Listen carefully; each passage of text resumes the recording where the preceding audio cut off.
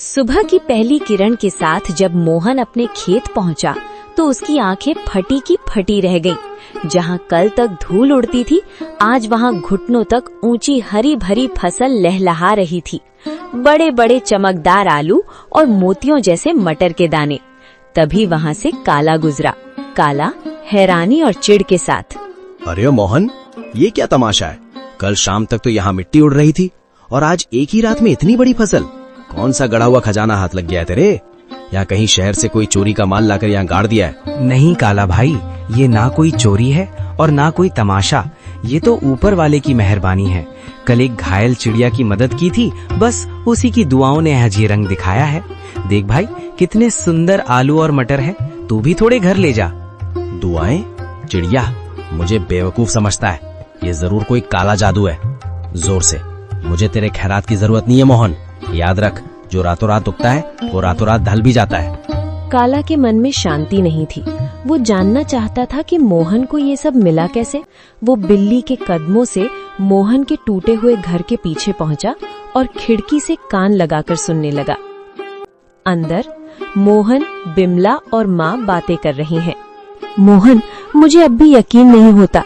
वो सुनहरी परी सच में हमारे लिए फरिश्ता बनकर आई थी।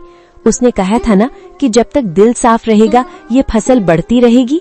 हाँ बिमला, उसने उसी बरगद के पेड़ के पास दर्शन दिए थे जहाँ से मैं रोते हुए लौट रहा था। वो दिव्य प्रकाश, वो ममता भरी आंखें, मैं कभी नहीं भूल सकता। काला भाई को शक हो रहा था, पर उसे कैसे समझाऊं कि ये सब दया का फल है। काला खिड़की के बाहर बुदबुदाते हुए, अच्छा तो ये बात है। बरगद का पेड़, परी और सुनहरी पोटली।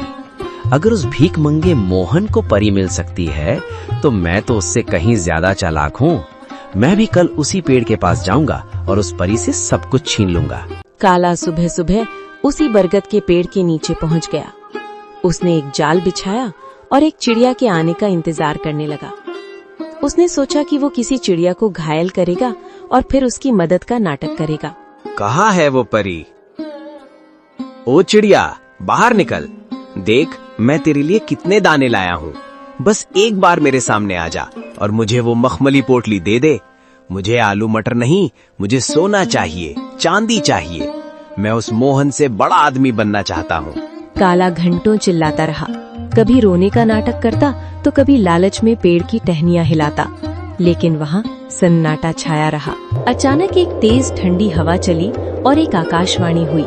काला, प्रार्थना हृदय से की जाती है, लालच से नहीं। मोहन ने एक जान बचाने के लिए अपनी कमीज फाड़ी थी और तू एक जान लेने के लिए जाल बिछा रहा है।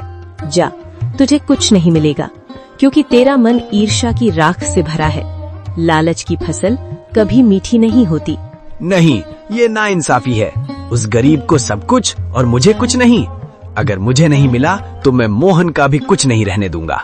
मैं आज रात उसके खेत को शमशान बना दूंगा। मोहन ने पहली फसल घर लाई। बिमला ने जब आलू और मटर की सब्जी बनाई तो उसकी खुशबू पूरे गांव में फैल गई। बीमार माँ ने जैसे ही एक निवाला खाया, उनके चेहरे पर रौनक आ गई।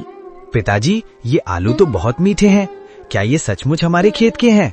अब मुझे स्कूल जाने के लिए नया बस्ता मिलेगा ना?